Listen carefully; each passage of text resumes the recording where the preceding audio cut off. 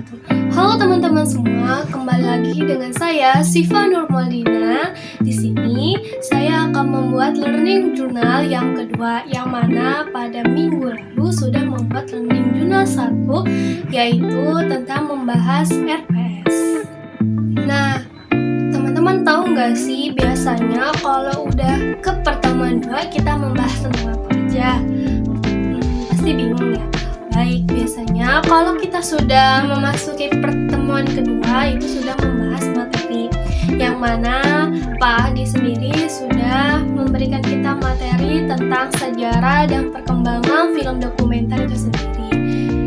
Nah, yang pertama yaitu apa itu film dokumenter? Film dokumenter itu sering disebut sebagai rekaman aktualitas atau sebuah potongan rekaman suatu kejadian yang berlangsung, yang mana nyatanya seperti adanya, tanpa adanya imajinatif dari siapapun. Nah, seperti biasanya kalau dalam film dokumenter itu ada sutradara dan adanya kameramen.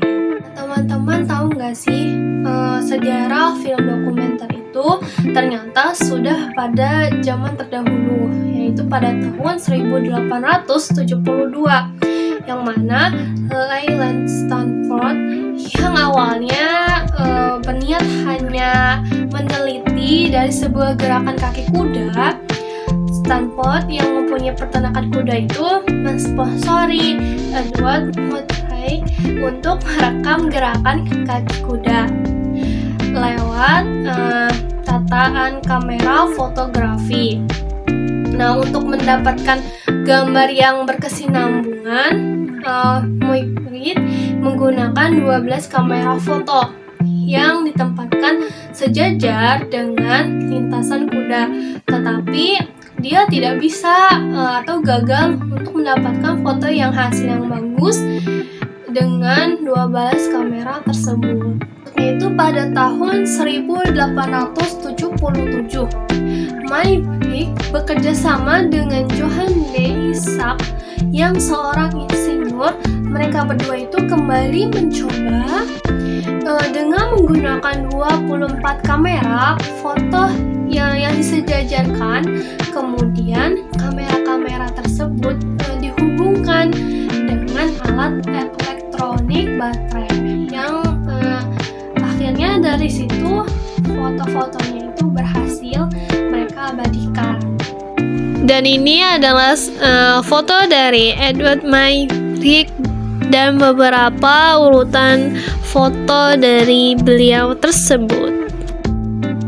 Selanjutnya yaitu pada tahun 1882, yang mana Jules Marley menyempurnakan teknologi yang digunakan oleh Murray yang memungkinkan dapat merekam 12 gambar dalam 1 detik.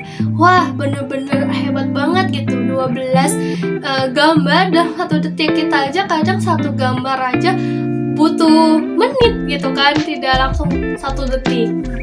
Nah, Jules melakukan percobaan dengan merekam gerakan burung yang sedang terbang menggunakan fotografik yang good. Apalagi burung ya, burung walaupun cepat, kalau kita kameranya kurang bagus, itu tidak akan mendapatkan gambar atau kualitas video yang bagus gitu.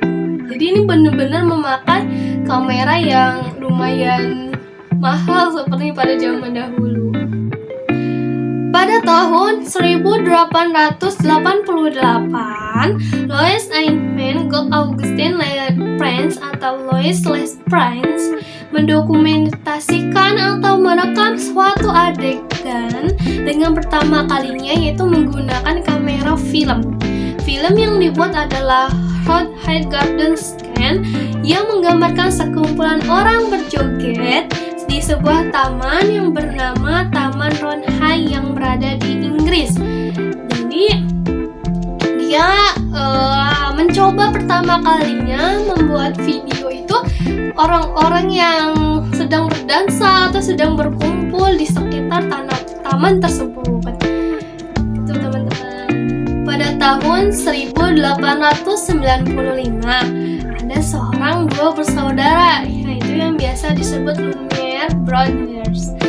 Ya, yang mana dua bersaudara ini bernama Auguste Marie Louis Lumiere dan Louis Jean Lumiere, yang dikatakan sebagai pelopor film dokumenter lewat proyektor ciptaan mereka.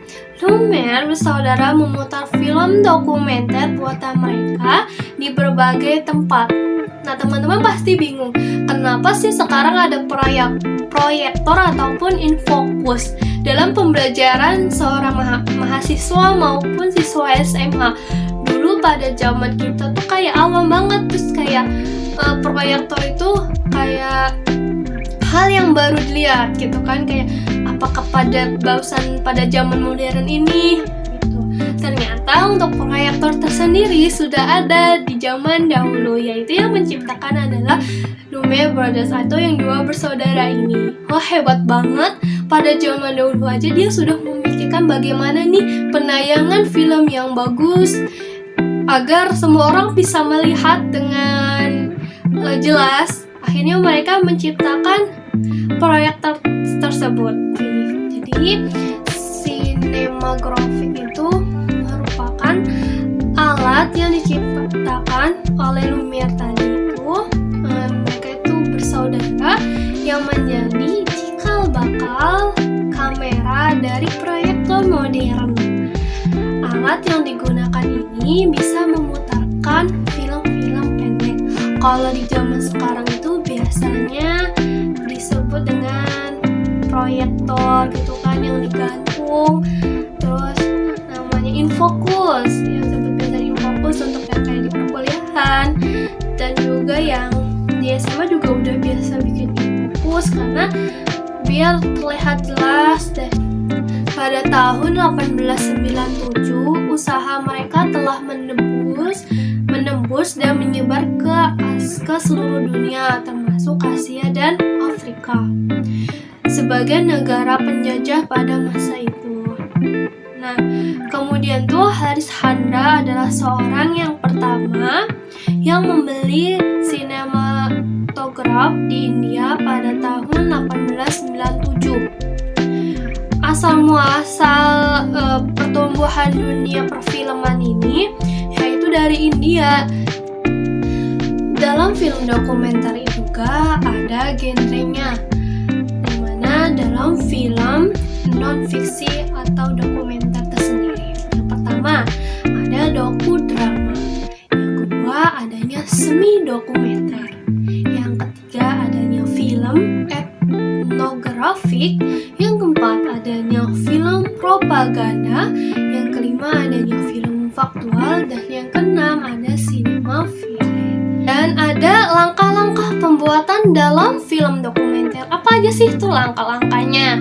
Yang pertama adanya pro-produksi, adanya produksi, dan adanya pasca produksi.